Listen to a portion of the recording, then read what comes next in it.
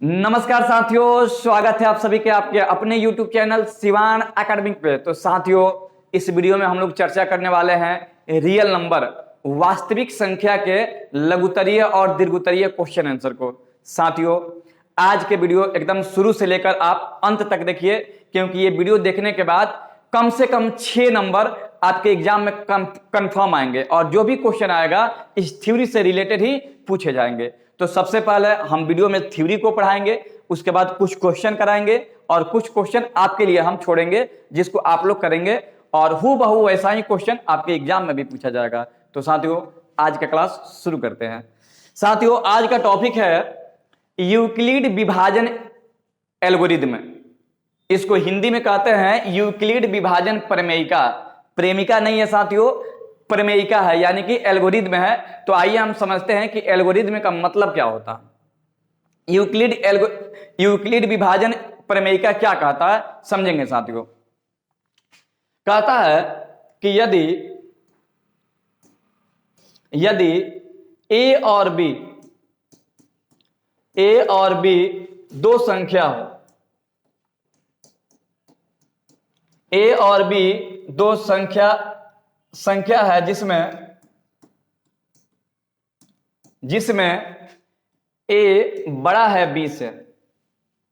Euclid विभाजन कहता है कि यदि ए और बी दो संख्या है जिसमें ए जो है बड़ा है बी से, तो यूक्लिड ने एक इक्वेशन प्रस्तावित किया था कि ए बराबर बी क्यू प्लस आर होता है। याद रखिएगा साथियों, यदि ए और बी कोई दो संख्या है जिसमें ए जो है बड़ा है बी से, तो फॉर्मूला क्या कहता है? फॉर्मूला कहता है ए बराबर B Q plus R. Formula को और आगे बढ़ाते हैं, कहता है कि यदि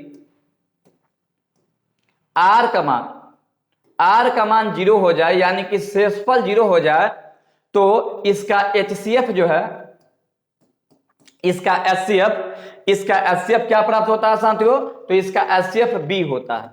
अभी आपको हम समझाएंगे कि ये ए क्या होता है और बी क्या होता है। फिलहाल इस थ्योरम को समझिएगा, एल्गोरिदम को समझिएगा कि होता क्या है।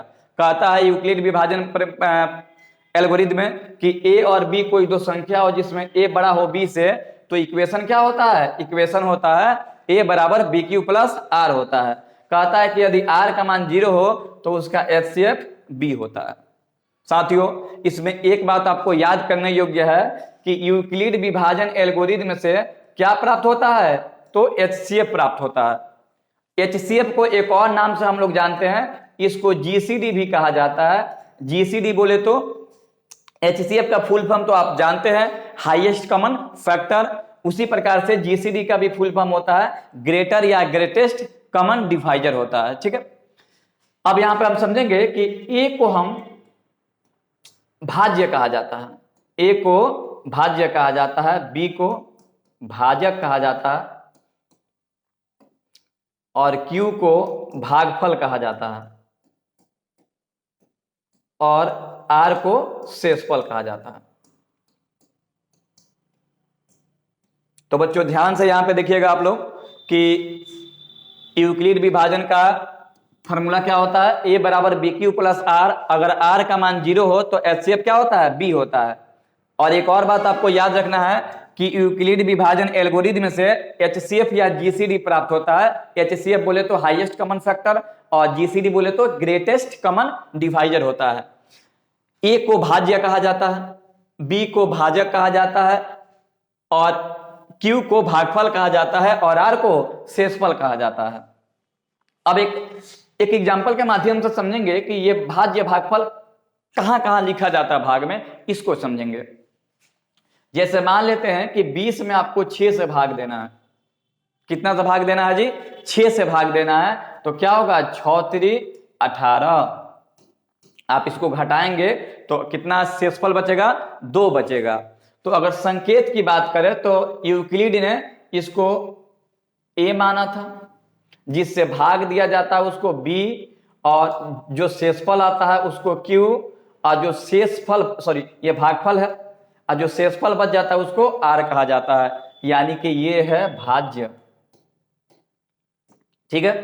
और जिससे भाग दिया जाता है उसको भाजक कहा जाता है, यानी कि ये क्या है, तो ये है भाजक। और आर को शेषफल कहा जाता है, शेषफल कहा जाता है, और क्यू को भागफल कहा जाता है। तो बच्चों आपने देखा यूक्लिड विभाजन क्या होता है, यूक्लिड विभाजन होता है ए बराबर बी क्यू प्लस आर होता है, ठीक है, ए बराबर बी क्यू प्लस आर। और इसको हिंदी में लिखा जाए तो भाज्य बराबर, इसको भाज्य कहा जाता है, भाज्य बराबर भाजक गुणे भागफल प्लस शेषफल होता है। एक बार फिर से सुनिएगा, अगर आपको हिंदी लिखना हो तो भाज्य बराबर भाजक गुणे भागफल प्लस शेषफल होता है। तो बच्चों इस थ्योरी को और आगे बढ़ाते हैं। यहाँ पे एक और बात गौर करने योग्य है कि यहाँ पे देखो आर का मान 2 आया है। आर हमेशा जब भी भाग दिया जाता है या एचसीएफ निकाला जाता है तो भाग हमेशा बी से शेषफल तभी हम लोग छोड़ते हैं जब शेषफल का मान ना भाजक के मान से कम होता है, ठीक है। तो यूक्लिड ने बताया था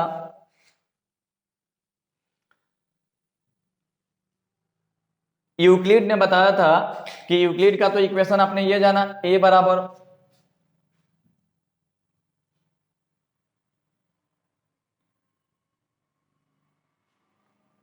चलिए इसी को लाइए। हाँ जी, क्या देखे आप लोग,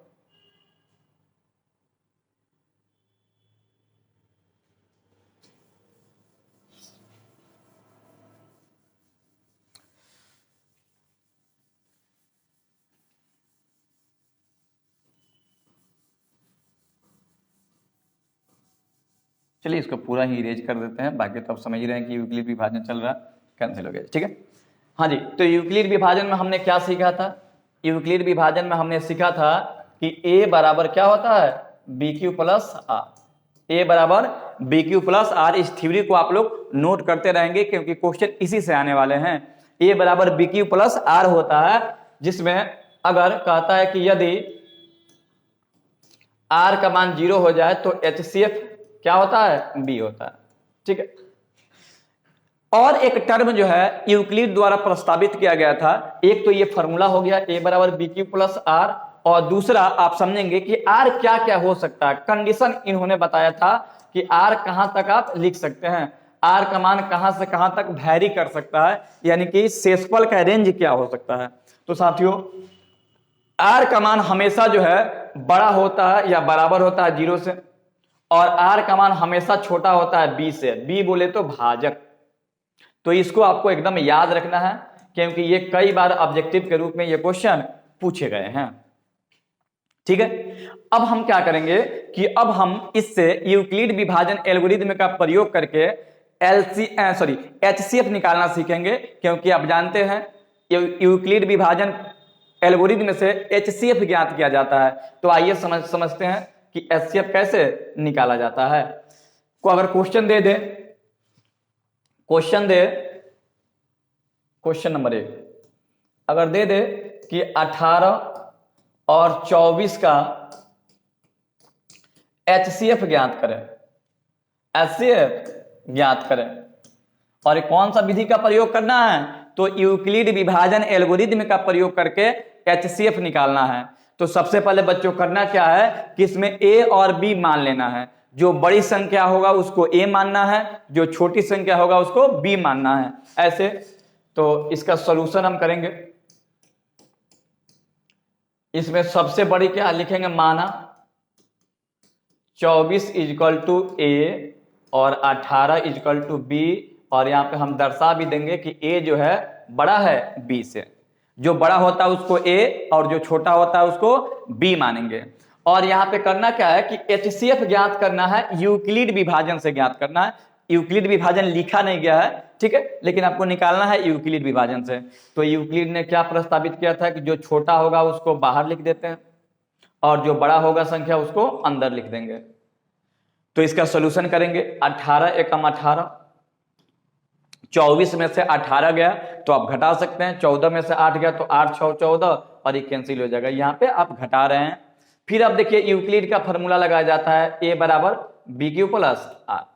ए का मान यहाँ पे कितना है, तो 24 है। देखिए जो अंदर रहेगा उसको ए, जो जिससे भाग देंगे उसको बी, और जितना जितना उसका जितना पावर में जितना टाइम में वो कटेगा उसको क्या कहते हैं क्यू, और जो शेषफल बच जाता है उसको आर कहते हैं। तो ये हो गया 24। बी कितना है तो 18 है, 18। क्यू कितना है तो 1 है, और यहाँ पे ये 18 है, और आर का मान कितना है 6। आपको बताए थे थ्योरी में बच्चों कि एचसीएफ तब निकलता है जब आर का मान 0 आ जाए। तो देखिए तो आर यहाँ पर 0 है तो लिखेंगे चूंकि आर नॉट इक्वल टू 0, क्योंकि यहाँ पे आर का मान कितना है 6 है। फिर यहाँ पे लिखेंगे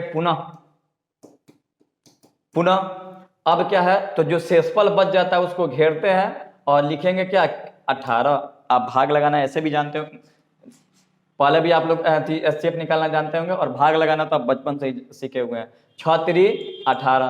तो बच्चों इसको जब घटाएंगे तो ये कैंसिल हो गया, यानी कि कुछ भी नहीं बचा। फिर यहाँ पे हम यूक्लिड का फार्मूला लगाकर चेक करेंगे कि बच रहा है कि नहीं। तो यूक्लिड का फार्मूला क्या होता है, ए बराबर बी क्यू प्लस आर। अब देखिए ए का मान यहाँ पे 24 माने थे, लेकिन यहाँ पे ए का मान क्या होगा तो यहाँ पे ए का मान होगा 18, बी का मान क्या होगा तो 6 गुणे क्यू का मान तो 3, और आर का मान देखिए यहाँ पे कुछ भी नहीं बचा है, तो कुछ भी नहीं बचा है तो क्या हो जाएगा 0 हो जाएगा। तो साथियों चूंकि यहाँ पे आर क्या आया तो आर का मान प्राप्त हुआ 0, आर का मान यहाँ पे 0 प्राप्त हुआ। और आपको हम बताए थे कि जब आर 0 आ जाए ना तो एचसीएफ कितना होगा बी होगा। एचसीएफ क्या होता है बी, तो देखिए इसमें बी क्या है 6 है ना, तो इसका आंसर क्या हो जाएगा 6। एचसीएफ ऐसे ही निकाला जाता है यूक्लिड विभाजन फार्मूला का यूज करते हुए, ठीक है। तो इस विधि को आप लोग अच्छे से देखिए, और एक और क्वेश्चन हम इस पे बनवा देते हैं। अगर मान लेते हैं कि ये यहाँ पे तो 2 संख्या दिया है, ऐसा भी हो जाए कि 3 संख्या दिया है। देखो बच्चों ये क्वेश्चन हर साल पूछा जाता है, इस फार्मूला से हर साल कम से कम 2 क्वेश्चन या 1 क्वेश्चन आपके एग्जाम में आते हैं। तो एकदम इसको ध्यान से देखना है साथियों, ये पढ़ने के बाद 6 मार्क्स ना आपका एकदम क्लियर हो जाएगा आपके एग्जाम में, चाहे आप सीबीएसई से हो चाहे आप बिहार बोर्ड से हैं। 6 नंबर आता है इससे, तो एकदम इस टॉपिक को मिस नहीं करना है क्योंकि ये सबसे आसान टॉपिक होता है, ठीक है साथियों। अगला क्वेश्चन देखते हैं। अगला क्वेश्चन 12 30 48 का, अच्छा 48 नहीं, यहां पे इसको कर देते हैं, चलिए इसको हम कर देते हैं 50। बड़ा दिक्कत है डिजिटल बोर्ड में। 12 30 50 का एचसीएफ ज्ञात करें यूक्लिड विभाजन से। यानी आपको क्या ज्ञात करना है साथियों, आपको ज्ञात करना है 12 30 और 50 का एचसीएफ। देखिए ये आपको टाइप बताया जा रहा है, आपके एग्जाम में इसी टाइप पे क्वेश्चन पूछेंगे, हूबहू एकदम क्वेश्चन ऐसा रहेगा, बस यहाँ पे अंक बदल जाएगा, या फिर हो सकता है कि वही क्वेश्चन रिपीट कर जाए। तो देखिए बच्चों कैसे बनाएंगे। संख्या यहाँ पे दिया है कितना 12 30 और 50, तो इसमें से 2 छोटी संख्या को चुन लेते हैं, यानी बड़ी संख्या को क्या कर देते हैं साइड कर देते हैं। तो यहाँ पे 2 छोटी संख्या है, यहाँ पे हम मान लेंगे इनमें से देखिए जो बड़ा होगा उसको ए मानेंगे, तो 30 को मानेंगे ए और 12 को मानेंगे बी, ठीक है। और यहाँ पे लिख देंगे ए ग्रेटर बी है। आपके जहन में अगर सर 50 क्या हुआ तो 50 को अभी वैसे ही रखेंगे बच्चों। तो अब देखिए लिखेंगे यहाँ पे 12 और भाग देंगे 30 से, 12 दूना 24, अगर इसको कटाते हैं तो 6 आता है। फिर हम यूक्लिड का फॉर्मूला यूज करेंगे, ए बराबर बी क्यू प्लस आर। ए का मान कितना है 30 है, इक्वल टू बी कितना है 12 गुणा 2 प्लस आर कितना है, इसको आर कहते हैं 6 है। लिखेंगे यहाँ पे चूंकि आर जो है ना 0 के बराबर अभी नहीं आ रहा है, तो इसको और आगे बढ़ाएंगे, लिखेंगे पुनः, और यहाँ पे शेषफल कितना है 6 है, और नीचे कितना है 12, 6 दूना 12, ये कैंसिल आउट हो जाएगा। फिर यहाँ पे यूक्लिड का फॉर्मूला ए बराबर बी क्यू प्लस आर, ठीक है। आर हो गया, इसका मान 12 और इसका मान 6 और इसका मान 2 प्लस आर का मान 0। यहाँ पे आर जो है 0 आ गया, लेकिन यहीं पे समाप्ति हो नहीं रहा है। इसका एचसीएफ अभी के लिए क्या होना चाहिए, 6 होना चाहिए, लेकिन ये फाइनल आंसर नहीं है क्योंकि अभी तो आपको इसमें भी चेक करना है ना। तो फिर हम लिखेंगे पुनः, अब 6 को घेरेंगे और 2 अंक वाले रहता तो यहीं पे आंसर हो जाता 6, लेकिन अगर 3 अंक वाली है तो जो एचसीएफ आ जाता है उससे, और जो संख्या बची है उससे आप हल करते हैं, उसका एचसीएफ निकालते हैं। तो आइए साथियों देखते हैं। 8 छक 48 हो जाएगा, तो ये कैंसिल हो गया और ये हो गया 2। फिर 2 को हम घेरे, अच्छा सॉरी यहाँ पे फॉर्मूला का यूज कर देते हैं। अभी यूक्लिड विभाजन भी तो चेक करना है। तो साथियों इसको हम करेंगे क्या कि घटाएंगे इसको, तो घटाएंगे तो क्या आएगा 2 और ये कैंसिल हो गया। अब फिर यहाँ पे चेक करेंगे, चूंकि a equal to B Q plus R, formula बार बार लगाएंगे, एक स्टेप के बाद फॉर्मूला, फिर आगे चलेंगे, फिर फॉर्मूला, ऐसे करके इसको बनाएंगे। तो ये 50 का 50, 6 गुणे 8 और ये प्लस 2, ठीक है। अब देखो यहाँ पे लिखेंगे r not equal to 0, r not equal to 0 आ रहा, फिर यहाँ पे लिखेंगे पुनः, अगेन करके इसको बनाते रहेंगे। अब 2 को 2 शेषफल आ रहा था, 2 को घेरा जाएगा और 6 में भाग लगाया जाएगा इससे, तो 2 तिहाई 6 कट गया। यहाँ पे फॉर्मूला लगाएंगे a बराबर बी क्यू प्लस आर। तो a का मान कितना है, तो a का मान बच्चों यहाँ पे 6 है, जो अंदर दिखाई देगा वो a होता है, और यहाँ जिससे भाग देंगे उसको b 2 है, और जितना टाइम में गया है 3 टाइम्स में ये हुआ है तो 3, और r का मान कितना 0। तो यहाँ पे लिखेंगे कि r इक्वल टू 0। तो अब एचसीएफ कितना होगा साथियों, तो अब एचसीएफ होगा क्या, सॉरी एचसीएफ किससे 2 से भाग दिए थे ना, तो एचसीएफ कितना हो जाएगा 2। यानी कि 3 अंक वाला क्वेश्चन पूछे या 4 अंक वाला क्वेश्चन पूछे, आपको करना क्या है, तो जैसे आप 2 अंकों का एचसीएफ निकालिएगा ना, वैसे ही आप 3 अंकों का एचसीएफ निकालिएगा, यानी आपका आंसर क्या होगा, तो आपका आंसर हो जाएगा 2, ठीक है। तो ये रहा यूक्लिड विभाजन। तो इसमें हम आपको कुछ क्वेश्चन भी दे देते हैं और उसका आप प्रैक्टिस करें, या फिर एनसीईआरटी बुक से जितने भी क्वेश्चन दिए हैं उसको आप प्रैक्टिस करते रहिए, ठीक है।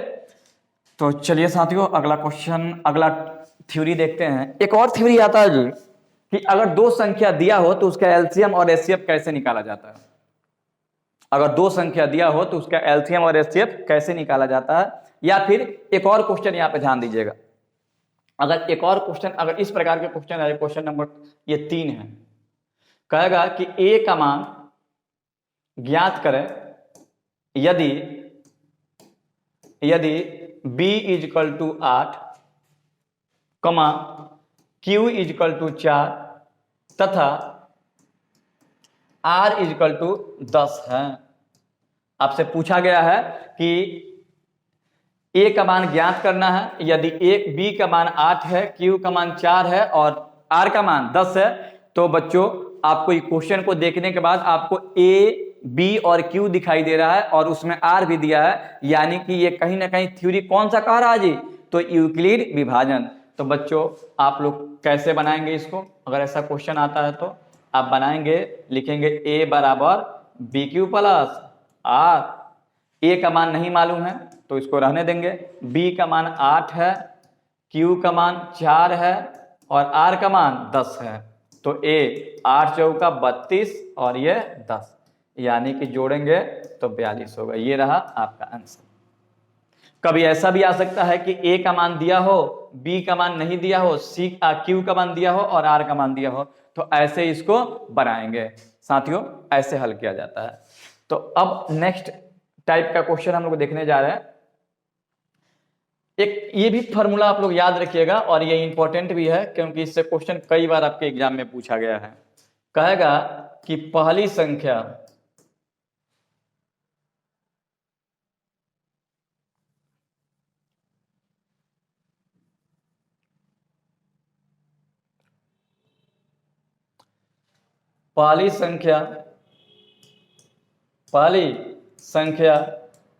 गुणे दूसरी संख्या इक्वल टू होता है एलसीएम गुणे एचसीएफ। सभी बच्चों को इस वीडियो को एकदम शुरू से लेकर अंत तक देखना है, क्योंकि ये ओवरऑल आपके पूरे एक्सरसाइज, जितने भी ये आपके पहले यूनिट में एक्सरसाइज दिए हैं, उन सारे एक्सरसाइज को एक बार इस वीडियो के माध्यम से रिवीजन हम कराने का प्रयास कर रहे हैं। जितना भी क्वेश्चन, जो भी यहाँ पे थ्योरी हम करा रहे हैं, उससे एनसीईआरटी क्वेश्चन एक बार फिर से देख लेना है और रिवीजन बार बार करते रहना, वीडियो को बार बार देखते रहना। अंत में हम क्वेश्चन भी देंगे जिसको आप करेंगे और वही उसी प्रकार का क्वेश्चन आपके एग्जाम में पूछेगा।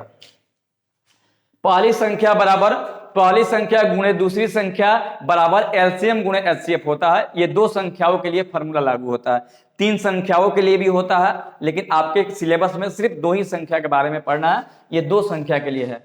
अगर पहली संख्या ए हो, गुणा का गुणा, दूसरी संख्या बी हो, तो फॉर्मूला क्या होगा? एलसीएम गुणे एचसीएफ। अगर आपको पहली संख्या निकालना हो तो फॉर्मूला होगा एलसीएम गुणे एचसीएफ बटा दूसरी संख्या यानी कि बी। ये पहला, ये दूसरा। तीसरा फॉर्मूला देखिएगा, अगर दूसरी संख्या निकालना हो तो एलसीएम गुणे एचसीएफ बटा ये होता है, बोले तो पहली संख्या होता है। 4 नंबर देखिए, अगर एलसीएम निकालना हो तो बच्चों ए गुणे बी हो जाएगा, ए गुणे बी इजकल टू एचसीएफ हो जाएगा। अगर आपको एचसीएफ ज्ञात करना हो तो ए गुणे बी बट्टा एलसीएम हो जाएगा। ये है आपका 5 फार्मूला। अगर ये फार्मूले को आप याद रखते हैं तो इस फार्मूला से जो भी क्वेश्चन आपके एग्जाम में पूछा जाता है आप आसानी से बना देंगे। लगभग प्रत्येक साल इस फार्मूला से एक क्वेश्चन जरूर आते हैं, तो हम एक क्वेश्चन यहाँ पे करा देते हैं और आपके एनसीईआरटी में इस टॉपिक से क्वेश्चन दिया हुआ, आप उसको जाकर कर लेंगे। तो चलिए क्वेश्चन को हम यहाँ पे शुरू करते हैं कि किस प्रकार के क्वेश्चन पूछे जाएंगे। क्वेश्चन होगा कि यदि 20 कमा 30 का HCF 10 है, 10 हो तो एलसीएम ज्ञात करो। एलसीएम ज्ञात करो या करें, ठीक है। एलसीएम ज्ञात करें। संख्या कितना है बच्चों? तो 20 है और 30 है। 20 और 30 का महत्तम दिया हुआ है 10, तो कह रहा है कि एलसीएम ज्ञात करें। आपके बुक में इसी क्वेश्चन को ऐसे लिखा है कि देखो, इसको ऐसे भी लिखा जा सकता है बच्चों, या में करके लिख देते हैं कि HCF किसका HCF? तो 20 और 30 का HCF 10, तो एलसीएम 20 और 30 इजकल टू व्हाट, ये आपको बताना है बच्चों। ऐसा ही क्वेश्चन आपके एनसीईआरटी में दिया है, चाहे ऐसा लिखा रहा है चाहे ऐसा लिखा रहा है, दोनों एक ही बात कह रहा है। यहाँ पे कह रहा है कि 20 और 30 का HCF 10 दिया है, और यहाँ पे साफ साफ लिखा है कि 20 और 30 का HCF कितना है? 10 है। तो बच्चों इसको आगे बढ़ाएंगे हम, तो यहाँ पे हम बनाएंगे कैसे? यहाँ पे 2 संख्या दिया है, 20 दिया है तो A का मान हो गया 20, पहला को A कहते हैं, दूसरा को B कहते हैं, और या फिर किसी को A भी आप लिख सकते हो। A का मान 20 और B का मान 30 है, और इसका HCF कितना दिया है? 10। एलसीएम ज्ञात करना है, तो एलसीएम कैसे ज्ञात करेंगे? तो एलसीएम का फॉर्मूला होता है, चूंकि एलसीएम बराबर क्या होता है? A गुणे B, यानी कि पहली संख्या गुणे दूसरी संख्या बट्टा HCF होता है। तो बच्चों एलसीएम A और B, तो A का मान 20 और B का मान 30, और HCF कितना दिया है? 10 दिया है बच्चों। तो 0 से 0 कैंसिल, एलसीएम कितना आ जाएगा? 30 दूना 60, तो इसका एलसीएम कितना होगा? 60 होगा। इसी प्रकार के क्वेश्चन आपके एग्जाम में पूछे जाते हैं और पूछे जाएंगे। तो बच्चों इस प्रकार के क्वेश्चन को ज्यादा से ज्यादा रिवीजन करना है। एकदम ये गेस क्वेश्चन है आपके एग्जाम के लिए, गेस क्वेश्चन है। सिर्फ यहाँ पे डाटा बदलेगा, संख्या बदल जाएगा, बस टाइप नहीं बदलने वाला है। इस वीडियो को करने के बाद आपका 6 नंबर एकदम कहीं नहीं जाने वाला है। हो सकता 6 नंबर तो लॉन्ग, शॉर्ट और लॉन्ग क्वेश्चन आएंगे, और 4 से 6 नंबर इसका ऑब्जेक्टिव भी आएगा। तो इस वीडियो को ध्यान से देखिए, और इसके पहले 3 वीडियो हमने ऑब्जेक्टिव का करा रखा है, उन सारे वीडियो को आप देखिए और इस थ्योरी को मैच कीजिए, और उसके बाद जितने भी लॉन्ग क्वेश्चन आते हैं आपके बुक में सारे क्वेश्चन को बनाइए। और आप सभी विद्यार्थियों से रिक्वेस्ट है कि इस वीडियो को कम से कम ज्यादा से ज्यादा बच्चों के पास शेयर कीजिए, ताकि जिन बच्चों को मैथ समझ में नहीं आता है उनको मैथ में किसी प्रकार का कोई दिक्कत ना हो इस वीडियो के बाद। तो इस वीडियो को ज्यादा से ज्यादा शेयर करने का आप प्रयास करें। चलिए इस पे आपको हम क्वेश्चन दे देते हैं कि क्वेश्चन कैसे आपको बनाना है। अभी तो आपको सिखा दिए। आपके लिए 2 क्वेश्चन दिया जाएगा। यदि यदि, अच्छा चलिए इसको अरेंज करते हैं, ये क्वेश्चन आपके लिए, यदि HCF ही दे देते हैं, HCF 24-30 इज इक्वल टू 6, तो LCM 24-30 is equal to what, ये आपको बनाना है। एक और क्वेश्चन आपके लिए, और इसको आप लोग करेंगे जरूर, बिना प्रैक्टिस किए आप 6 में 6 क्वेश्चन नहीं ला पाइएगा, तो इसको प्रैक्टिस जरूर करना है। यदि LCM 100-200 इजकल टू 200, तो HCF इसका बताना है कि 100 और 200 का HCF क्या होगा। तो बच्चों इस क्वेश्चन को आप लोग कर लेंगे, ठीक है। तो चलिए इसके बाद अगला थ्योरी चालू करते हैं। देखिए साथ, देखो बच्चों, एक थ्योरी और जो है बहुत इंपॉर्टेंट है, जो आपके एग्जाम में आता है। आपके एग्जाम में पूछा जाता है कि कोई संख्या दिया रहेगा और उसको साबित करना रहेगा, कोई एक टर्म दे देगा और उसको साबित करना रहेगा कि साबित करो कि ये सम के रूप में है कि विषम पूर्णांक के रूप में, ऐसा क्वेश्चन आता है। तो चलिए एक क्वेश्चन आपके सामने हम यहां पे लिख रहे हैं, सिद्ध करे कि 2q + 1 एक विषम पूर्णांक के रूप में है, विषम पूर्णांक के रूप में है, पूर्णांक के रूप में। ऐसा क्वेश्चन बच्चों बार बार पूछा जाता, प्रत्येक साल ऐसा क्वेश्चन आता है कि सिद्ध करे कि 2q + 1, सिद्ध क्या करना है आपको, तो आपको सिद्ध करना है कि 2q + 1 सिद्ध करे कि 2q + 1 एक विषम पूर्णांक के रूप में है, यानी कि विषम संख्या आपको दिखाना है कि यह विषम के रूप में होगा। तो बच्चों सॉल्यूशन कैसे करेंगे, ध्यान दीजिएगा। इसको हल करने का बहुत सारे तरीका होता है। आप यूक्लिड विभाजन का प्रयोग करके भी बना सकते हैं, लेकिन हम यहाँ पे किसी विधि का प्रयोग नहीं करेंगे। यहाँ पे हम एकदम जनरल मेथड से आपको बताएंगे कि ये कैसे आप इसको बना पाइएगा। तो चलिए एक समझिए कि एक जोरदार आपको तरीका बताने जा रहे हैं, जिसको जानने के बाद कभी भी आप इसको भूल नहीं पाइएगा। अगर हम यूक्लिड विभाजन से बना दे तो आप तत्काल भूल जाओगे इसको, इसलिए हम सिंपल विधि का प्रयोग यहाँ पे करने जा रहे हैं, यानी कि कॉमन विधि का प्रयोग करेंगे। आपको साबित करना है, संख्या क्या दिया हुआ है, तो संख्या दिया है 2q + 1। संख्या क्या दिया है बच्चों, 2q + 1 दिया है। बच्चों इसको साबित करना है कि यह विषम पूर्णांक के रूप में है। विषम संख्या किसे कहते हैं, वैसी संख्या जिसमें 2 से भाग ना लगे, ठीक है, विषम कहलाता है। तो विषम शुरू कैसे होता है, 1 से चालू होता है। और यहाँ पे कहेगा कि q एक पूर्णांक है। q क्या है, तो q एक पूर्णांक है, कुछ भी आप मान सकते हैं।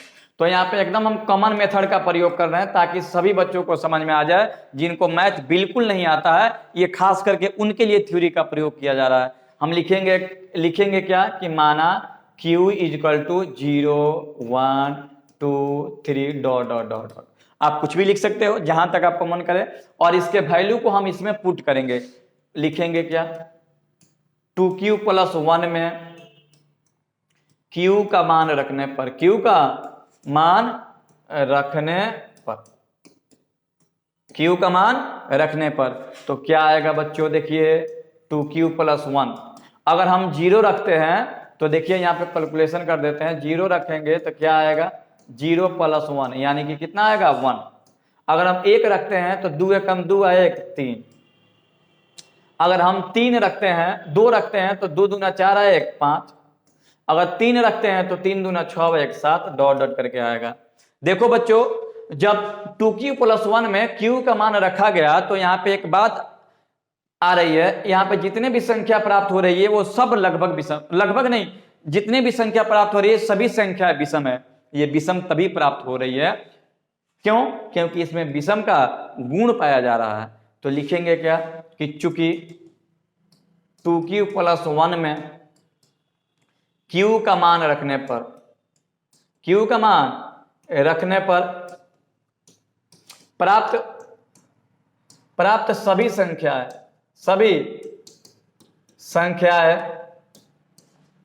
जैसे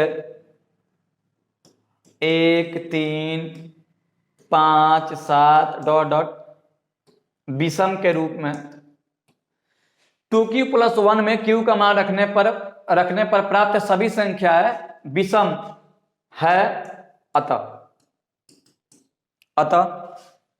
2Q + 1 एक विषम पूर्णांक के रूप में है। ऐसा क्वेश्चन बार बार आपके एग्जाम में पूछे जाते हैं। एकदम ये हलवा विधि बताए हैं, एकदम सिंपल है, क्योंकि इसमें किसी भी विधि का प्रयोग नहीं हुआ है, इसमें सिर्फ कॉमन मेथड का प्रयोग हुआ है, कॉमन सेंस का प्रयोग हुआ है, ये ताकि ये सभी बच्चों को समझ में आ सके।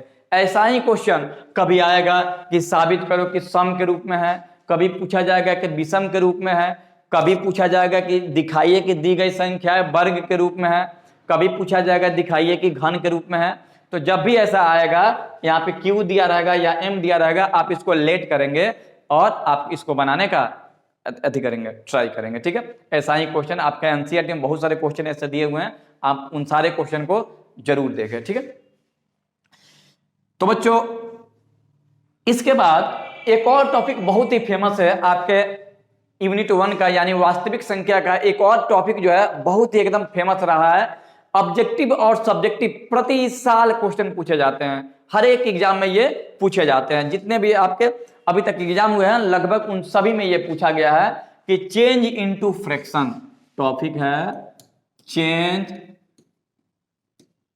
Into fraction, change into fraction, भिन्न में बदलें। आपको करना क्या है बच्चों, तो आपको भिन्न में बदलना सीखना है कि भिन्न में कैसे बदलेंगे। भिन्न में बदलना आपको अब यहां पे सिखाएंगे कि भिन्न में कैसे बदला जाता है। टाइप नंबर 1 देखिएगा, इससे प्रति वर्ष 1 या 2 क्वेश्चन ऑब्जेक्टिव आना ही आना है। तो एकदम गौर से इस टॉपिक को देखा जाए, प्रत्येक इसके प्रकार को समझा जाए कि किस प्रकार के क्वेश्चन पूछे जाते हैं। उसके बाद कुछ इसका मिसलेनियस क्वेश्चन भी आपको हम सिखाएंगे कि कैसे होता है। तो बच्चों पहला टाइप है टाइप नंबर 1, क्वेश्चन दे दिया कि 0.4 को आप क्या करो P/Q के रूप में बदलो। तो आप याद रखिएगा बच्चों कि दशमलव के पहले अगर 0 आता, संख्या के पहले 0 आता है उसका कोई महत्व नहीं होता है, तो हम सिर्फ संख्या को लिखेंगे 4 का 4, दशमलव के जगह पर 1 और दशमलव के बाद 1 अंक है तो 1 0। ये है आपका आंसर। अगर दूसरा क्वेश्चन आपसे पूछे कि 2.365 को बदले आप P/Q के रूप में, तो आप इन सारे को लिख देंगे 2.3। ओहो, आप करेंगे क्या बच्चों, आप यहां पे देखिए P/Q में बदलने का तरीका क्या है कि आप सबको लिख देंगे 2.365 और उसके बाद बट्टा देंगे, दशमलव के जगह पर 1 और दशमलव के बाद कितना अंक है तो 3 अंक है तो 3 0 हो जाएगा। ऐसा ही करके ये क्वेश्चन आपसे पूछा जाएगा कि 1.12345 आप इसको कैसे लिखोगे। तो क्या करिएगा 1 1 1 2 3 4 5 और डिसमल के बदले 1 और डिसमल के बाद कितना अंक है 5 अंक है तो 1 2 3 4 5। ये रहा टाइप 1, टाइप 1 है। अब इसके बाद टाइप 2 समझेंगे कि टाइप 2 कैसे बनाया जाएगा। टाइप 2 इसमें 2 टाइप पढ़ना है आपको मुख्य रूप से। अब दूसरा टाइप क्या है कि 2.4 दिया हो, इस टर्म को बच्चों अशांत आवर्ती कहा जाता है। इसको आप ऐसे भी लिख सकते थे कि 2.4444 डॉट डॉट डॉट। जब कोई संख्या दशमलव के बाद रिपीट करता है ना तो उसको शांत करने के लिए बार का प्रयोग किया जाता है, और जब भी ऐसा संख्या लिखा जाता है वो हमेशा परिमेय होता है। तो बच्चों परिमेय में बदलने का इसका रूल क्या है कि 24 दशमलव को साइड रखेंगे, 24 का 24 हम लिख देंगे और दशमलव के जगह पर 1 दशमलव के बाद कितना अंक है, तो दशमलव के बाद एक अंक है तो 1 0, और दशमलव के बाद जितना भी अंक है देखिए सब पे बार था, यानी एक ही था तो एक ही पे बार है, अगर सब पे बार होगा तो 1 घटाएंगे, कितना घटाया जाएगा 1। उसके बाद ऊपर चेक करेंगे तो दशमलव के बाद कौन सी संख्या में बार नहीं था, तो किस में नहीं था, 2 में नहीं था। तो इसको जब हम हल करेंगे तो 24 में से 2 गया तो 22 और ये हो जाएगा 9, यानी कि 2.4 को p/q के रूप में बदलेंगे तो 22/9। चलिए बच्चों इस क्वेश्चन को आप लोग लिखिए, तब तक नेक्स्ट क्वेश्चन हम देखते हैं।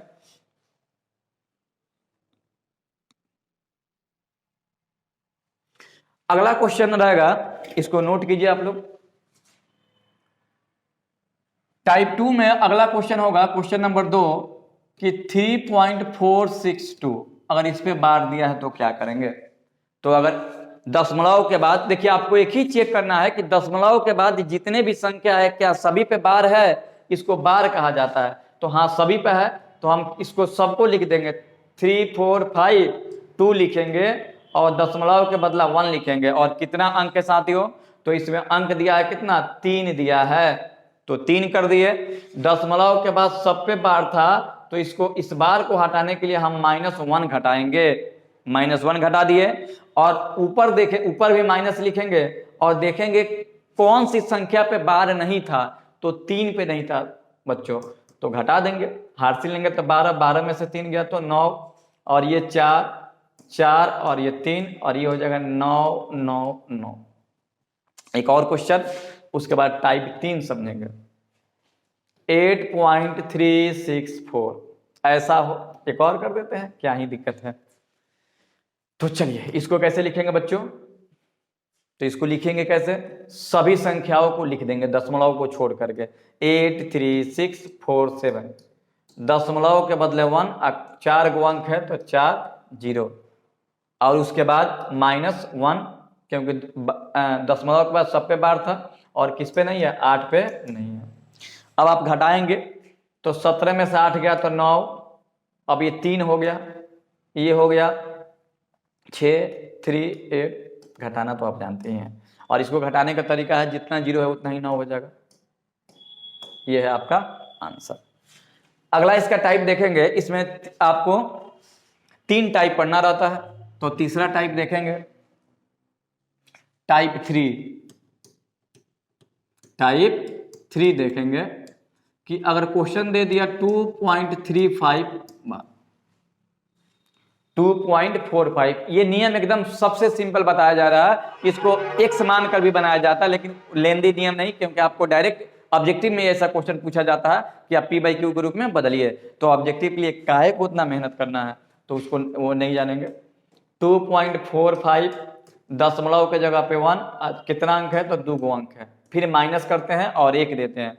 अब यहाँ पे ध्यान देना है बच्चों कि दशमलव के बाद कितना ऐसा अंक है जिस पे बार नहीं है, तो दशमलव के बाद मात्र 1 अंक है जिस पर बार नहीं है, तो 1 अंक नहीं है तो 1 0 घटाएंगे। 1 तो पहले घटाते ही थे, लेकिन अब एक संख्या है तो 1 0, फिर अब माइनस करेंगे। कौन सी संख्या पे बार नहीं था, तो दशमलव को हटा दिए, तो बदल दिया ना, तो 24 पे बार नहीं था। अब दशमलव याद अब मत कीजिएगा क्योंकि ऑलरेडी ये सेटल है।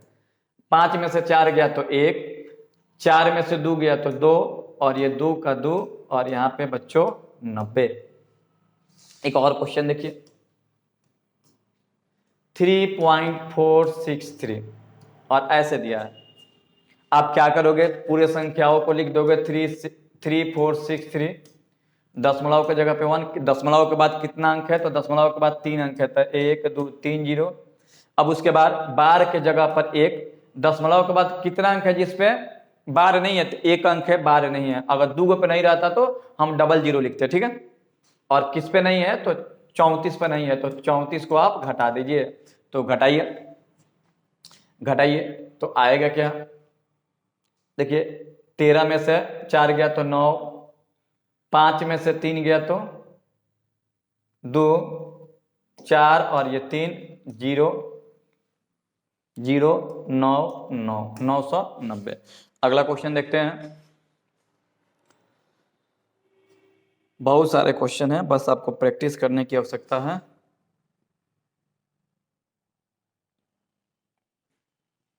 तो बच्चों यहाँ पे आपके और भी क्वेश्चन हो सकते हैं, जैसे कि ये आपके लिए दे रहा है 3.46 इतना, और इस पे बात, तो आप क्या करोगे, इसको लिख दोगे 34643, दशमलव की जगह पे 1, 4 अंक है तो 4 जीरो, -1 करेंगे, दशमलव के बाद कितने पे नहीं है तो 2 पे नहीं है तो 2 जीरो, और किस पे नहीं है तो 3 4 6 पे नहीं है। और घटाने का काम बच्चों आप अच्छे तरीके से जानते हैं कैसे किया जाता है। तो इस टाइप के क्वेश्चन का रिवीजन आप ज्यादा से ज्यादा करें, क्योंकि ऐसा क्वेश्चन आपके एग्जाम में खूब पूछे जाते हैं। तो बच्चों अब इसके बाद P/Q के रूप में आप लोग सीख गए कि P/Q के रूप में कैसे बदला जाता है। अब इसके बाद आपको आपका एक टॉपिक मुख्य रूप से रह गया, या फिर एक और टॉपिक को इंक्लूड करें तो 2 टॉपिक और रह गया। एक है शांत अशांत के बारे में, और दूसरा है परिमेय अपरिमेय संख्या को सिद्ध कैसे किया जाता है। तो बच्चों अब यहां पे हम देखने जा रहे हैं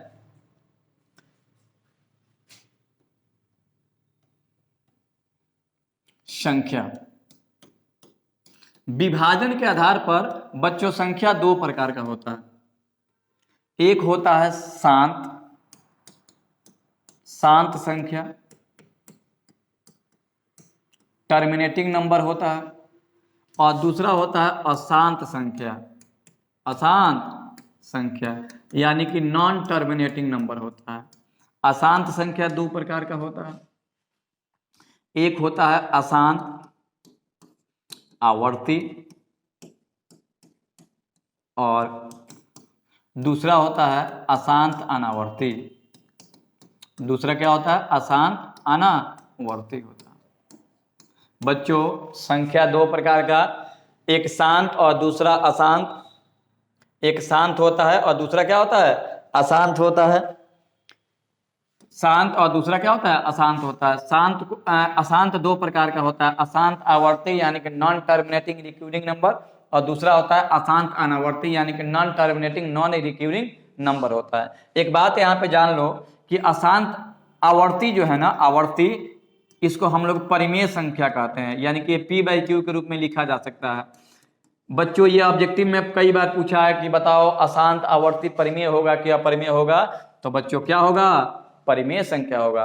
और बच्चों इसको जानो, ये होता है अपरिमेय संख्या, यानी कि जो अनावर्ती है वो अपरिमेय होता है, यानी उसको P/Q के रूप में नहीं लिख सकते हैं, P/Q के रूप में नहीं लिख सकते हैं।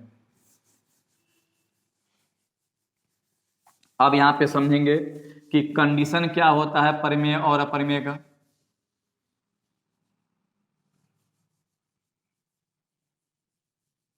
कंडीशन क्या होता है, कोई भी संख्या शांत तब होगा ना जब, कोई भी संख्या शांत तब होगा, ये रूल है, जब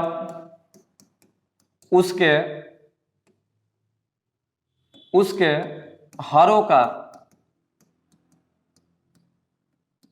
अभाज्य गुणनखंड करने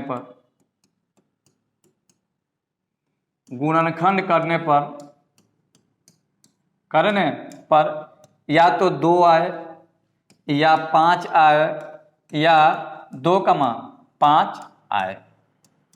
अगर ऐसा होगा तो शांत होगा। अगर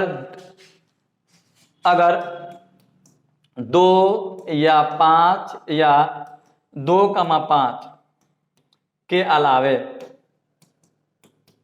अलावे अन्य संख्या आने पर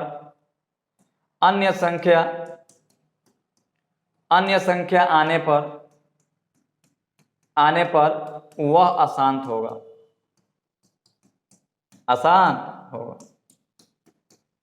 यानी कि अगर 2 5 आएगा तो शांत होगा, और या तो 2 आए तो शांत होगा, या 5 आए तो शांत होगा, या 2,5 आए तो शांत होगा। अगर इसके अलावा कोई और संख्या आता है तो वो शांत नहीं होगा। क्या होगा बच्चों, अशांत होगा। तो यह थ्योरी बहुत इंपॉर्टेंट है। ऑब्जेक्टिव तो पूछेगा ही, सब्जेक्टिव भी आपसे पूछेगा कि बताओ शांत कौन है और अशांत कौन है। तो चलिए इस पे 1-2 क्वेश्चन देख लेते हैं और टॉपिक को आगे बढ़ाते हैं, और ये समाप्ति की ओर बढ़ रहा है। अगर आपसे पूछा जाए कि बताइए कि 7/125 क्या यह शांत है? तो आपका जवाब क्या होगा? जवाब देने से पहले इसका आप फैक्टर करेंगे 7। अच्छा बताओ, ऊपर वाले को अंश कहते हैं, नीचे वाले को हर कहते हैं, तो किसका फैक्टर करना है? हर का। तो फैक्टर करोगे बच्चों तो 25 और ये 5 से करोगे तो 5, यानी कि 5 5 5 क्या आएगा? 7/5 के पावर 3। लिखेंगे कि इसका अभाज्य गुणनखंड, ये 2 नंबर में भी पूछा जा सकता है और ऑब्जेक्टिव तो पूछा ही जाता है, यानी कि ये भी इंपॉर्टेंट टॉपिक है। इसका अभाज्य गुणनखंड करने पर 5 के पावर 3 आ रहा है, अतः यह शांत होगा, यह शांत होगा। अच्छा बच्चों, यहाँ पे थोड़ा सा आपको हम कुछ और स्पेशल बताने जा रहे हैं और एक यहाँ पे टॉपिक को इंक्लूड कर रहे हैं। ठीक है, ये तो आपने बता दिया कि ये शांत होगा कि अशांत होगा। आप जानते हो कि अगर कोई संख्या शांत होती है तो उसमें भाग प्रॉपर पूर्ण रूप से लग जाता है, दशमलव के पहले या दशमलव के बाद तक भाग लग जाता है।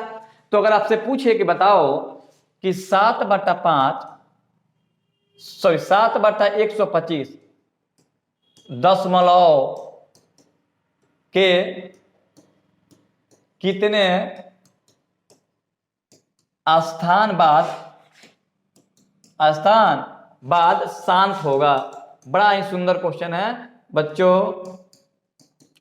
क्वेश्चन कह रहा है कि 7/125। आपने ये तो बता दिया था कि 7/125 से शांत होगा, लेकिन दशमलव के कितने स्थान बाद होगा? तो आप कहिएगा सर भाग दे के देख लेंगे, लेकिन वहां पे एक कंडीशन डालेगा कि बिना भाग दिए, या फिर ऑब्जेक्टिव क्वेश्चन पूछेगा तो आप भाग देने जाइएगा, भाग देने नहीं जाइएगा।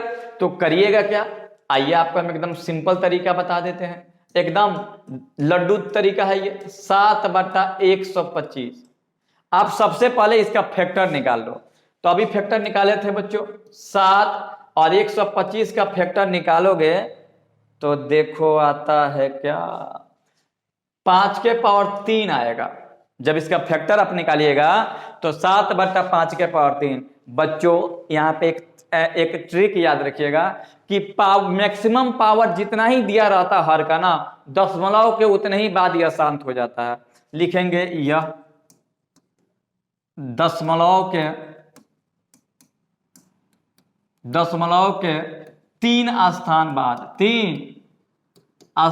बाद शांत होगा। आप कहोगे कि सर आपको कैसे मालूम चल गया? तो देख बाबू, ये आपको भी मालूम चल जाएगा। अभी पावर चीज देखना है, पावर कितना दिया है। पावर 3 दिया है तो दशमलव के बाद कितना स्थान जाएगा? 3। लेकिन कहेगा कि सर हमको भरोसा नहीं हो रहा आपके बातों पे, तो आइए आपका हम प्रमाण दे देते हैं आपके भरोसा के लिए। प्रमाण दे दें। प्रमाण देखिए, प्रमाण क्या होता है, प्रमाण को समझना बहुत ही जरूरी है। तो बच्चों वीडियो को शेयर ज़्यादा से ज़्यादा आप लोग कीजिए, क्योंकि आप लोगों के लिए आपके एग्जाम को ध्यान में रखते हुए पूरा एकदम मेहनत किया जा रहा है, ताकि आपके एग्जाम में किसी प्रकार का कोई दिक्कत नहीं हो। तो आपका भी फर्ज बनता है कि इस वीडियो को एकदम पूरे बिहार में फैला दीजिए। आपके जितने भी मित्र साथी कहीं भी पढ़ते हो, कहीं पढ़िए, लेकिन प्रैक्टिस सेट या फिर प्रैक्टिस यहीं से करना है, शिवान एकेडमी चैनल से करना है। तो बच्चों कैसे होगा 3 स्थान बाद? तो आइए हम इसका निदान करते हैं। आइए बच्चों, कितना आया था? 7/5 के पावर 3। देखिएगा, जब भी किसी बट्टा का दशमलव प्रसार लिखना हो ना, तो आपको करना क्या है ना कि नीचे जो है ना, नीचे 10 ला देना है। तो बच्चों 10 लाने के लिए क्या करोगे? तो 2 के पावर 3 से गुणा करोगे। सही बोले हैं। तो कहिएगा सर अपने मन से काहे कर दिए? काहे करेंगे, हमारे घर का थोड़ी है कि लिख देंगे। तो हम ऊपर भी लिख देंगे बच्चों 2 के पावर 3। अब देखो तो तुम्हारे मन में कोई दुविधा है, 2 के पावर 3 से 2 के पावर 3 एकदम कट जाएगा, तो बचेगा क्या बाबू? तो ये कैंसिल हो जाएगा ना, इसलिए आप इसको ऐसे लिख सकते हो। तो 7 का 7 और 2 के पावर 3 का मतलब होता है 2 गुणे 2 गुणे 2, यानी कि बच्चा कितना होगा? 8 होगा। और ये देखो, आप पढ़े हैं पहले का भी कि जब बेस जब पावर सेम होता है तो बेस को गुणा कर दिया जाता है। यहाँ पे एक थ्योरी देख लो, a के पावर x गुणे b के पावर x। पावर सेम है, बेस अलग है तो गुणा करेंगे। किसको गुणा करेंगे? तो बेस को गुणा करेंगे। अब पावर जैसे का तैसा। तब बाबू हमरे देखो 5 दूना 10, आइए 10 का बट्टा 3, 10 के पावर 3 बट्टा नहीं कहिएगा। तब 8 सते 56 और 10 के पावर 3 का मतलब कि 10 3 बार गुणा होगा, यानी कि 1000 आएगा। अब देखिए, अब आपके मन में संशय जो है खत्म हो रहा होगा। अब देखो भाग लगाएंगे तो 0 देंगे, दशमलव देंगे तो 500, फिर एक और 0 तो 5060 होगा। एक बार 5 से भाग देंगे, एक बार 6 से भाग देंगे। भाग देना अगर दिक्कत हो रहा भाग देने में तो ऐसे बचपन में आपके जो मार्क्स सब पढ़ाए हैं 56/1000 आप ही करके देख लेना। ओ माय गॉड, ऐसे नहीं ना बच्चों। 1000 में भाग देना है किससे? 56 से देना है। तो भाग दीजिएगा तो 0.056। तो देखिए, तो यहाँ पे लिखे थे कि यह दशमलव के 3 स्थान बाद शांत होगा। तो देखा जाए 3 स्थान बाद शांत हो रहा है। देखिए, तो दशमलव के बाद 1 2 3 आ रहा है ना। ऐसे ही क्वेश्चन बच्चों पूछा जाता है आपके एग्जाम में। तो एकदम बस इस समझिए कि एकदम शॉर्टकट क्रैश कोर्स के रूप में ना आपके थ्योरी को पढ़ाया जा रहा है। तो बस इस थ्योरी को अच्छे से देखते रहना है ताकि इस चैप्टर से जो भी क्वेश्चन आए आप आसानी पूर्वक बना सके। तो बच्चों जाते जाते एक लास्ट थ्योरी और बच गया है, उसको भी हम करा देते हैं। उसके बाद आपका पूरा यूनिट 1 पूरा जड़ से समाप्त हो गया।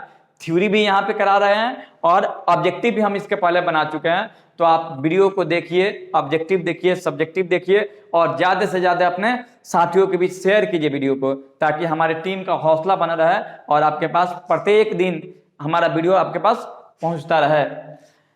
एक लास्ट टॉपिक है, क्वेश्चन हमेशा पूछा जाता है आपके एग्जाम में कि अपरिमेय संख्या साबित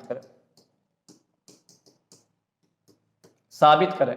तो हम 2 प्रकार का क्वेश्चन यहाँ पे बना देते हैं और आप उसी से क्वेश्चन आपके एग्जाम में आएगा, उसको देखिएगा। चलिए, क्वेश्चन अगर मान लेते हैं कि आ जाए कि साबित करें या सिद्ध करें कि √2 एक अपरिमेय संख्या है।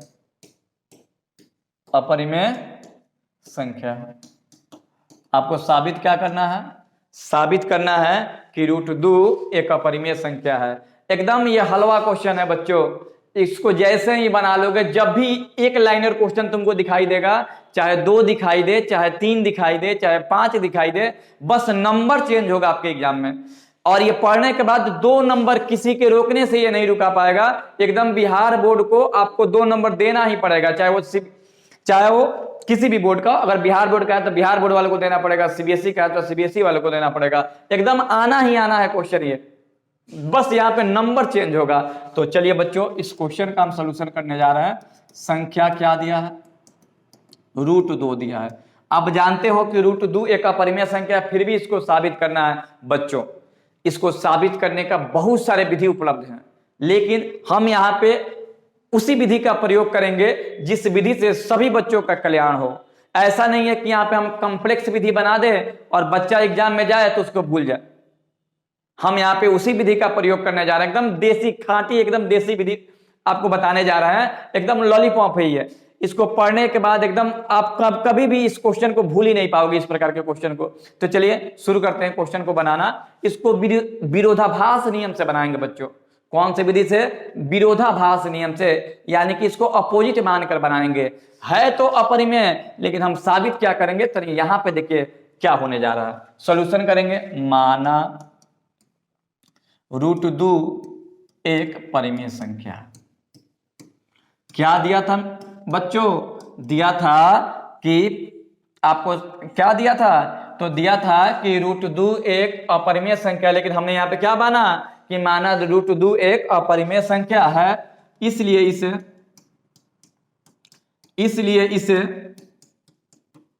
p/q के रूप में लिखा जा सकता है। किस रूप में लिखा जा सकता है बच्चों? p/q के रूप में। आप लोग जानते हैं कि जब भी कोई संख्या परिमेय होती है उसको p बाई क्यू के रूप में लिखा जाता है। तो √2 इजकल टू √2 इजकल टू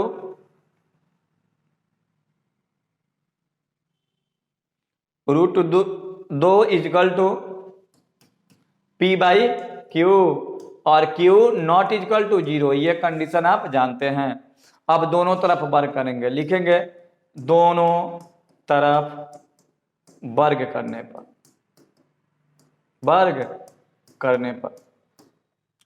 √2 है और ये p बाई क्यू है।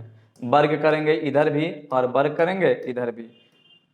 √2 का वर्गमूल निकालेंगे तो ऐसे तो 2 का वर्ग करेंगे तो 4 आएगा, लेकिन रूट है तो कैंसिल हो जाएगा, तो 2 ही बचेगा। और ये p by Q cross multiply करें तो इसलिए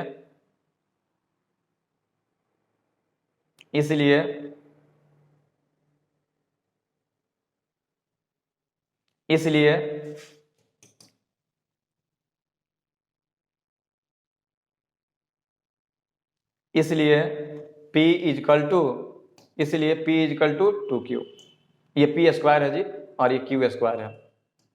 बच्चों एक बात यहाँ पे आपको जानना आवश्यक है कि ये क्या प्राप्त हुआ, p square is equal to 2q square. बस यही बात है जो इस क्वेश्चन का जान है, एकदम यहीं पे इसकी आत्मा छुपी हुई है इस पॉइंट में।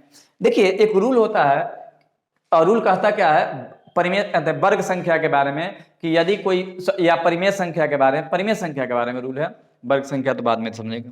परिमेय संख्या का एक रूल है कि यदि किसी परिमेय संख्या का वर्ग करें ना, तो यदि वो संख्या परिमेय है ना तो हमेशा उसका वर्ग भी परिमेय आएगा। अगर कोई संख्या का वर्ग कर रहे हैं, पहले परिमेय था लेकिन वर्ग करने के बाद नहीं आ रहा, यानी कि वो परिमेय होगा ही नहीं।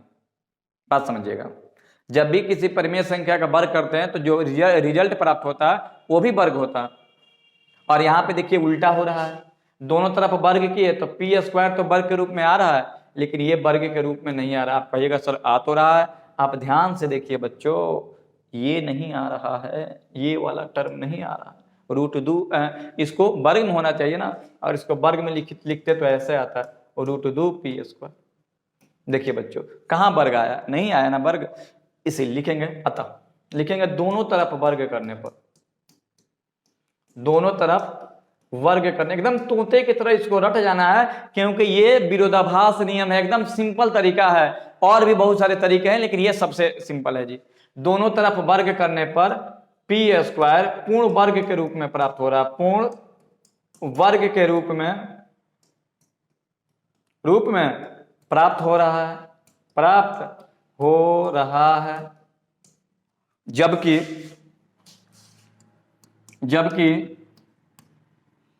2q स्क्वायर पूर्ण वर्ग के रूप में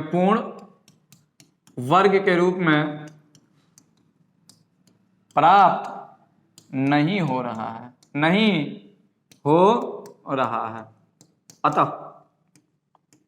अतः हमारी मान्यता गलत है, हमारी मान्यता था जो माने थे वो क्या है, मान्यता गलत है। और आप जानते हो संख्या दो ही प्रकार का होता है, या तो परिमेय या तो अपरिमेय। जब हम परिमेय माने थे और परिमेय यहाँ पे गलत आ रहा है, अतः √2 एक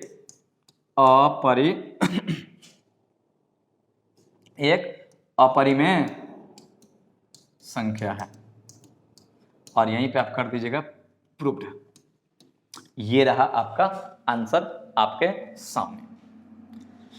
अगर आप इसी प्रकार से क्वेश्चन है कि ये आपको कर लेना है कि √3 एक अपरिमेय संख्या है, दूसरा है कि √5 एक अपरिमेय संख्या, तीसरा 1/√2 एक अपरिमेय संख्या है, और भी संख्या बता देते हैं, √11 एक अपरिमेय संख्या है। यही क्वेश्चन आपके एग्जाम में कई बार पूछे हैं जी, आप क्वेश्चन में उठा करके इन सारे क्वेश्चन को आप देख सकते हैं। ठीक है, इसमें एक और टाइप आता है, एडिशन या सब्सट्रैक्शन के रूप में होता है। कहेगा कि साबित करें 2 + √3, यहाँ पे प्लस की जगह माइनस भी हो सकता है, √3 एक अपरिमेय संख्या है। बच्चों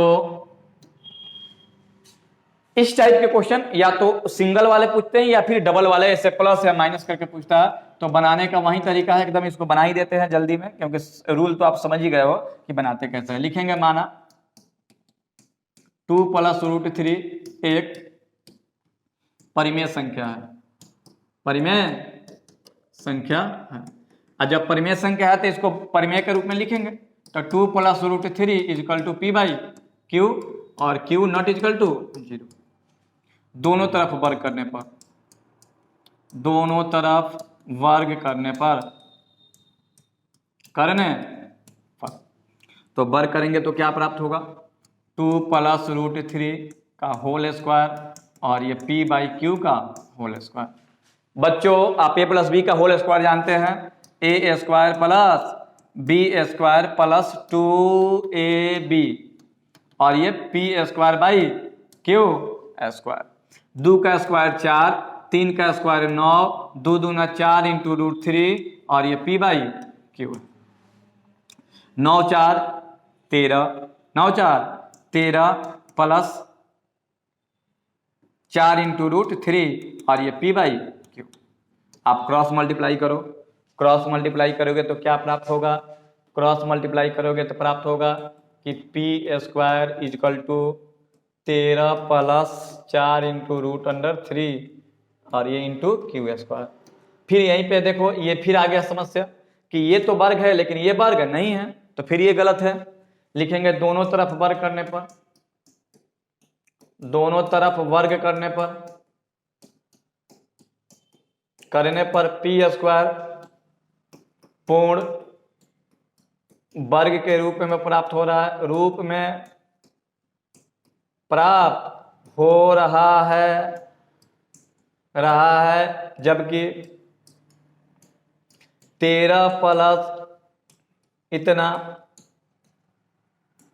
पूर्ण वर्ग के रूप में, पूर्ण वर्ग के रूप में नहीं प्राप्त हो रहा है, नहीं प्राप्त हो रहा है। अतः हमारी मान्यता गलत है, हमारी मान्यता गलत है। इसलिए 2 + √3 एक अपरिमेय संख्या है, अपरिमेय संख्या है बच्चों। प्रूव्ड हो गया। ये क्वेश्चन कभी कभी तो लॉन्ग में भी पूछे जाते हैं, यानी कि 5 नंबर में भी पूछे जाते हैं। ये हलवा क्वेश्चन आपके 5 नंबर में पूछे जाते हैं बच्चों। तो ये रहा आपका रियल नंबर। हम यहाँ पे 1-2 क्वेश्चन आपको प्रैक्टिस के लिए दे देते हैं, प्रैक्टिस बच्चों जरूर कीजिएगा। धरती इधर से उधर हो सकती है लेकिन बिहार बोर्ड का ये पैटर्न कभी नहीं बदल सकता बच्चों। परिमेय संख्या से क्वेश्चन आना ही आना है, चाहे कुछ हो जाए। आप जितने भी अभी तक एग्जाम हुए हैं, आप सब एयर का आप क्वेश्चन देख लीजिएगा, क्वेश्चन रिपीट करता ही करता है या फिर इस टाइप के क्वेश्चन पूछे जाते हैं। देखिए, और आपको प्रैक्टिस ज्यादा से ज्यादा एनसीईआरटी का करना है, क्योंकि सारे क्वेश्चन आपके एनसीईआरटी के होते हैं। आने वाले समय में आपके सारे सिलेबस हम ऑनलाइन भी पढ़ाने वाले हैं। आपका मैथ भी एकदम टोटली क्वेश्चन ऑनलाइन ही आपके सोल्यूशन मिलेगा। बस आपको करना क्या है कि इस वीडियो को ज्यादा से ज्यादा शेयर कीजिए, चैनल को ज्यादा से ज्यादा सब्सक्राइब कराइए, ताकि आने वाले समय में हम आपके सारे सब्जेक्ट के क्वेश्चन को डील करें इस चैनल पे। क्वेश्चन देख लीजिए, यहाँ पे ऐसे भी आ सकता है कि 2 - √3, या फिर ऐसे भी आ सकता है कि 5 + √3, या फिर ऐसे भी आ सकता है 5 × √3। बस बच्चों ये बना लेना, आपकी नैया पार लग जाएगी। ऐसा इस टाइप के क्वेश्चन आप कीजिएगा। और इतने क्वेश्चन का प्रैक्टिस करने के बाद आपके जितने भी टॉपिक आपके चैप्टर में दिए थे, सारे टॉपिक का हम सॉल्यूशन, सारे टॉपिक का थ्योरी हम यहाँ पे आपको करा दिए। अब आपको करना क्या है, तो बस जितना भी आपको हम पढ़ाए हैं उसका रिवीजन करना है, उस थ्योरी को बार बार देखना है, और वीडियो को जब भी देखना है अंत तक देखना है। और ये वीडियो देख लीजिए, और वीडियो देखने के बाद एमसीक्यू देखिए या फिर एमसीक्यू देख करके इसको देखिए, कोई दिक्कत नहीं होने वाला है, क्योंकि सभी क्वेश्चन को सॉल्यूशन के साथ हम पढ़ाए हुए हैं। तो बच्चों इस वीडियो में इतना ही। वीडियो को ज्यादा से ज्यादा शेयर कीजिए। तब तक के लिए जय हिंद, गुड बाय।